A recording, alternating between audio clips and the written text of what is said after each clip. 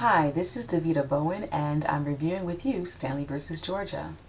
This case came about because Stanley claimed that Georgia's obscenity statute violated his First Amendment right to private possession of pornography.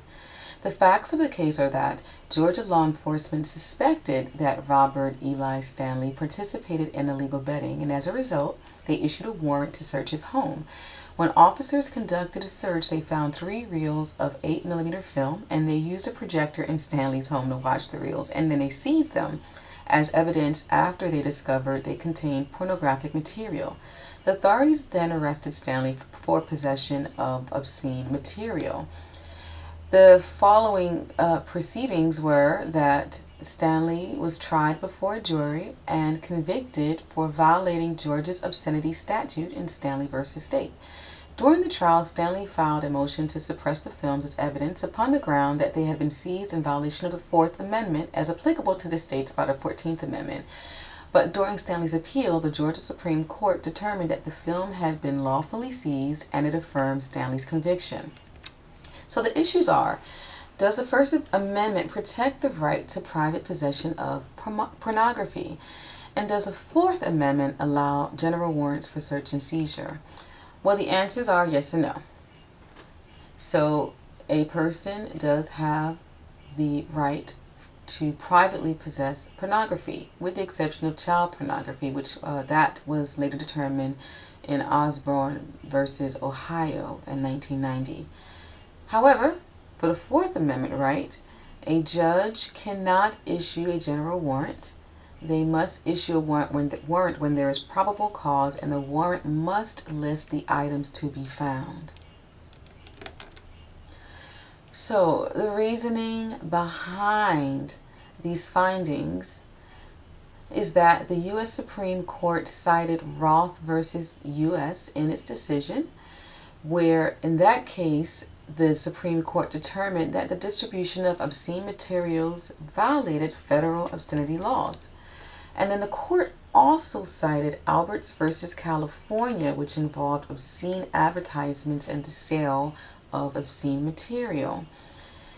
However, the court determined that in both of those cases, although the parties involved were found guilty of the distribution of obscene materials or using obscene advertisements to distribute obscene material, both of those cases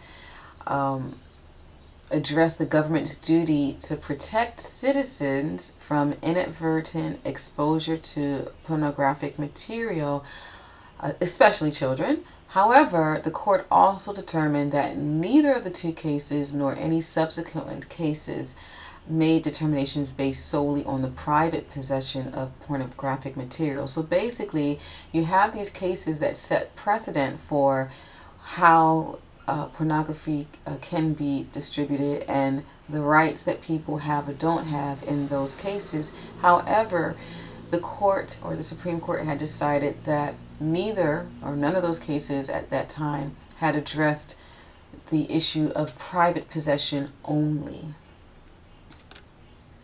So the rule of law is that the court ruled that the mere possession of pornographic materials didn't indicate an intent to distribute. Therefore, the First Amendment, as applicable to the states by the 14th Amendment, prohibits making mere private possession of obscene material a crime. The U.S. Supreme Court ruling reversed and remanded Stanley versus State. Also, Judge Stewart addressed the issue of the violation of the Fourth Amendment in a concurrence that was supported by Judge Brennan and Judge White.